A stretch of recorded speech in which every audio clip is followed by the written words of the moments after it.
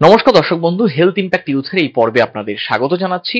গর্ভধারণ হয়েছে কিনা এ নিয়ে অনেক সময় নারীরা দ্বিধাগ্রস্ত থাকেন, কিন্তু সঠিক সময়ে প্রেগন্যান্সি টেস্ট করলে শুধুমাত্র নিশ্চিত হওয়াই নয়, প্রয়োজন হলে সময় মতো যত্ন বা চিকিৎসা নেওয়া সম্ভব হয়। আজকের আলোচনায় আমরা এ বিষয়ে আলোচনা করব।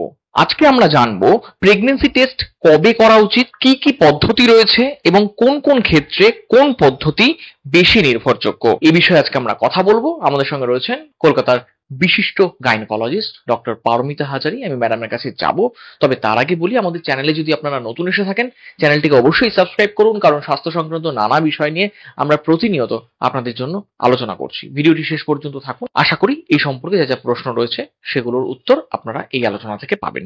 ম্যাডাম, আপনাকে স্বাগত জানাচ্ছি হেলথ ইম্প্যাক্ট ইউথে। হ্যাঁ, নমস্কার দর্শক বন্ধুরা। আমি ডক্টর পারমিতা হাজারি। আমি একজন অবস্টেট্রিশিয়ান, গাইনোকোলজিস্ট, ইনফার্টিলিটি স্পেশালিস্ট এবং ল্যাপ্রোস্কোপিক সার্জন। আমি কলকাতার বিভিন্ন হসপিটালের সাথে যুক্ত। এবার যে প্রশ্নটা আমাকে করা হলো যে গর্ভধারণ হয়েছে কিনা সেটার বোঝার উপায় কি। প্রথমে দেখতে হবে যে একজন মহিলার ঋতুচক্র কত দিনের আসে।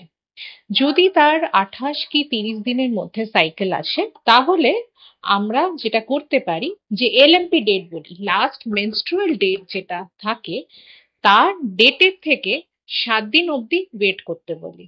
এবং তার মধ্যেও যদি তার পিরিয়ডস না আসে, তখন কিন্তু বাড়িতে যেরকম কিট কিনে করা যেতে পারে, যেটা আমরা ইউরিন প্রেগন্যান্সি টেস্ট বলি, যেটা বাজারে বিভিন্ন রকম ব্র্যান্ড কিনতে পাওয়া যায়।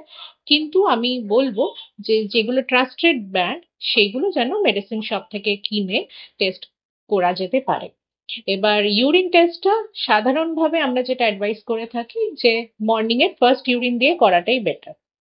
এবার এই ইউরিনে বিটা এইচসিজি বলে একটা হরমোন হয়, সেটা ইউরিনে সিক্রিট হয় যারা গর্ভবতী হচ্ছেন।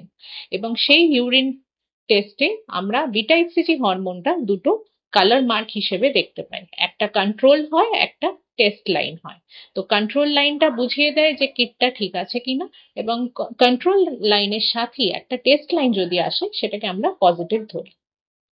এবার ইউরিন টেস্ট করার সময় অনেক ক্ষেত্রেই দেখি যে কন্ট্রোল লাইনের সমান ডার্ক লাইন হয়তো এলো না, হয়তো খুব হালকা লাইন এলো, বা পেশেন্টরা হয়তো দেখলো যে অনেকক্ষণ পর হয়তো লাইনটা অ্যাপিয়ার করছে। তো সেটাও কি লক্ষণ গর্ভধারণের? সেটা আমাদের বুঝতে হবে। তো এই ক্ষেত্রে আমরা যেটা বলি যে যখনই কনফিউশন থাকছে যে হয়তো দ্বিতীয় লাইনটা, টি লাইনটা স্পষ্ট এলো না বা কিছুক্ষণ পর এলো, তখন আমাদের কিন্তু ব্লাডের মাধ্যমে যেটা বিটা এইচসিজি হরমোন, তার ভ্যালুটা আমাদের এক্স্যাক্টলি জানতে হয়। বিটা এইচসিজি ভ্যালুটা যদি 35 এর ওপরে হয়, সেটাকে আমরা পজিটিভ হিসেবে ধরতে পারি। এবার শুধু একটা ভ্যালু দেখলে সবসময় হয়তো ডায়াগনোসিস করা সম্ভব হয় না। যদি সেই ভ্যালুটা পজিটিভ আসে, আমরা 48 ঘন্টা পর আরেকটা রিপিট ভ্যালু করতে বলি।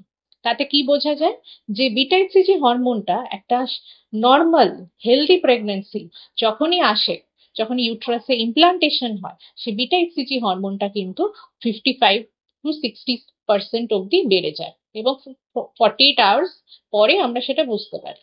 তো সেই মেজারমেন্টটা আমাদের পার্সেন্টেজ হিসেবে দেখে নিতে হয় যে সেই অ্যাকিউরেটলি বাড়ছে কিনা। যদি ওখানে কিছু কনফিউশন থাকে যে না, সেই অ্যাডিকুয়েট রাইজটা হলো না, তখন কিন্তু আমাদের অনেক সময় অন্যরকম হয়তো ডায়াগনোসিস মাথার মধ্যে চলে আসে। এই প্রেগন্যান্সি টেস্ট করার সঠিক সময় কোনটা? মানে খুব তাড়াতাড়ি টেস্ট করলে তো অনেক সময় ভুল ফলও আসতে পারে। কোন সময় গিয়ে তাহলে করা উচিত বলে বলবেন আপনি? যাদের রেগুলার সাইকেলস, তারা তাদের এলএমপি ডেট, যেটা ডিউ ডেট আছে, সেই ডেট থেকে 7 দিন যদি পেরিয়ে যায় এবং পিরিয়ড যদি না হয়, সেটা 10 দিনও হতে পারে, 7 থেকে 10 দিন আমরা বলি, তারপরেও যদি পিরিয়ড না হয়, তখন আমার মনে হয় টেস্ট করলে বেটার রেজাল্ট পাওয়া যায়। প্রেগন্যান্সি টেস্টের পদ্ধতিগুলো সম্পর্কে যদি আরেকটু বলেন, যে কোন কোন পদ্ধতি রয়েছে, কি কি বিকল্প পদ্ধতি রয়েছে? সাধারণভাবে যেটা আমরা সবাই জানি যে আজকাল যেহেতু বাজারে যে কিটগুলো পাওয়া যায় তার সেন্সিটিভিটি খুব ভালো, সেই জন্য আমরা বলি বাড়িতে একটা সেলফ টেস্ট অতি অবশ্যই আগে করে নেবেন, সেটা প্রিলিমিনারি, এবং সেটা ইউরিন দিয়ে করা যায়। এবং কিটের মধ্যে কিন্তু ইনস্ট্রাকশনস লেখা থাকে যে কিভাবে ইউরিনটা কালেক্ট করে আপনি কোন পোর্শনে ইউরিনটা দিলেন, কটা ড্রপস দিলেন, সেগুলো সব ইনস্ট্রাকশনস দেওয়া থাকে। এবং সেটা যদি ঠিকঠাক ফলো করা হয় এবং যেটা কিট আছে সেই কিটে যদি কন্ট্রোল লাইনটা স্পষ্টভাবে আসে, তাহলে বোঝা যাবে যে সেই কিটটা ভালো কাজ করছে। তখনই দেখতে হবে যে টি লাইনটা আসছে কিনা, এবং টি লাইনটা যদি এসে যায় সেটা কিন্তু প্রেগনেন্সির একটা পজিটিভ লক্ষণ আপনি ধরে নিতে পারেন। ব্লাড টেস্ট বা বিটা এইচসিজি টেস্টের কথা বলছিলেন, সেটা তাহলে কবে নাগাদ করানো উচিত? এটা অ্যাকচুয়ালি যেটা আমরা বলি যে ইউরিনে কিন্তু বিটা এইচসিজি হরমোনটা কিছুদিন পরে আসে, সবার আগে কিন্তু আমরা ব্লাডেই বুঝতে পারি। এবং ব্লাডে যে হরমোনটা বেরোয় সেটা কিন্তু বিভিন্ন রকম ল্যাব বিটা এইচসিজি হরমোন হিসেবে টেস্ট করে, এবং সেটা পজিটিভ যদি থাকে তার ভ্যালুটা তখন বাড়বে। এবং 0 to 35 আমরা নেগেটিভ ধরি, বা অনেক সময় ল্যাবের রেফারেন্স রেঞ্জ একটু চেঞ্জ হতে পারে, কিন্তু ইউজুয়ালি 35-এর ওপরে যদি ভ্যালুটা যায় সেটাকে আমরা পজিটিভ হিসেবে ধরবো। আল্ট্রাসাউন্ডে প্রেগন্যান্সি কত সপ্তাহ নাগাদ ধরা পড়ে? আল্ট্রাসাউন্ড দু প্রকারের হয়, একটা ট্রান্স অ্যাবডমিনাল যেটা পেটের ওপর দিয়ে করা যায়, আর একটা হলো ট্রান্স ভেজাইনাল যেটা ভেজাইনাল রাস্তা দিয়ে আমরা সোনোগ্রাফি করি। ট্রান্স ভেজাইনাল সোনোগ্রাফির একটা সুবিধা যে প্রেগন্যান্সি আমরা আর্লি ডিটেক্ট করতে পারি, কারণ সেখানে যে পেলভিক স্ট্রাকচার বা প্রেগন্যান্সি যখন খুব আর্লি থাকে সেটা দেখার ক্ষমতা কিন্তু ট্রান্সভেজাইনাল সোনোগ্রাফি প্রোব দিয়ে বেটার হয়। সেই জন্যে আমরা যদি খুব দ্রুত জানতে চাই যে প্রেগন্যান্সিটা কোথায় আছে, লোকেশন বা তার যে স্ট্রাকচার গুলো তৈরি হচ্ছে সেটা প্রপার এসছে কিনা, তো আমার মনে হয় ট্রান্সভেজাইনাল সোনোগ্রাফি আমরা 6 উইকস এর মাথায় করতে পারি, মানে 1.5 মাসের মাথায়। আর ট্রান্স অ্যাবডমিনাল সোনোগ্রাফি আর একটা সপ্তাহ পর বা 10 দিন পরে করলে বেটার দেখা যায়। এই ফলস পজিটিভ বা ফলস নেগেটিভ ফল আসার কারণ কি হতে পারে? ফলস পজিটিভ বলতে যে টি লাইনও এসে গেল কিন্তু রিপোর্ট বলছে নেগেটিভ, বিটা এইচসিজি রিপোর্ট বলছে নেগেটিভ, সেটা অনেক সময় যে কিট টেস্ট হয়তো কিট যেটা ইউজ করা হয়েছে সেখানে কিছু ফ্যালাসি থাকতে পারে।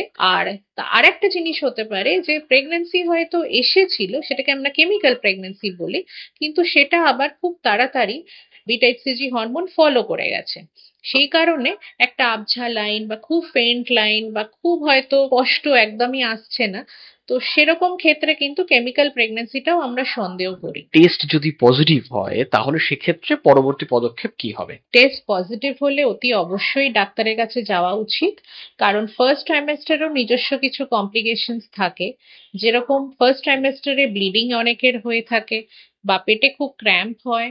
তো সেই সব ক্ষেত্রে কিন্তু অতি অবশ্যই প্রেগন্যান্সি টেস্ট পজিটিভ রেজাল্ট নিয়ে ডাক্তারের সাথে আলোচনা করা উচিত, এবং প্রথম থেকেই ফলিক অ্যাসিড বলে যে ওষুধটা আছে সেটা কিন্তু তাড়াতাড়ি শুরু করে দেওয়া উচিত, এবং যাবতীয় যা যা টেস্ট ফার্স্ট ট্রাইমেস্টারে লাগে সেগুলো ডাক্তারের অ্যাডভাইসে করিয়ে নেওয়া উচিত।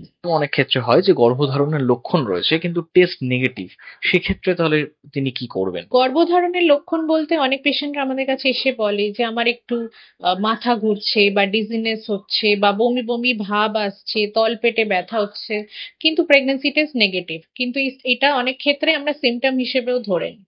তো আমরা তখন বলি যে যদি নেগেটিভ আসে কিছুদিন ওয়েট করতে পারেন তিনি, অথবা যদি পিরিয়ড নিজের থেকে এলো না তখন আমরা কিছু প্রোজেস্টেরন হরমোন দিয়ে সেটা পিরিয়ড বা উইথড্রয়াল ব্লিডিং আমরা আনিয়ে দিতে পারি। এবং সেটা কিন্তু আগে কনফার্ম করতে হবে যে হ্যাঁ প্রেগন্যান্সি একদমই নেগেটিভ, সেটা বিটা এইচসিজি হরমোন যদি নেগেটিভ আসে তবে সেটা করা উচিত। সুতরাং দর্শক, আপনারা শুনলেন এতক্ষণ ম্যাডামের পরামর্শ। আসলে প্রেগন্যান্সি টেস্ট শুধুমাত্র গর্ভধারণ নিশ্চিত করার জন্য নয়, এটা কিন্তু আপনার এবং আপনার গর্ভস্থ শিশুর সুস্থতার এবং নিরাপত্তার প্রথম ধাপ। সঠিক সময়ে সঠিক পদ্ধতি এবং সঠিক টেস্ট করালে তার ফলাফলের ভিত্তিতে কিন্তু জরুরি পদক্ষেপগুলো নেওয়া সহজ হয়ে যায়। কাজেই নিজের স্বাস্থ্যের প্রতি যত্নশীল থাকুন। আপনাদের এই বিষয়ে অন্য কোনো প্রশ্ন থাকলে আমাদের কমেন্ট বক্সে লিখুন, আমরা তা নিয়ে পরবর্তীতে আবার আলোচনা করব। আজকের মতো এই পর্ব এখানেই শেষ করছি। ভালো থাকবেন, সুস্থ থাকবেন। ধন্যবাদ।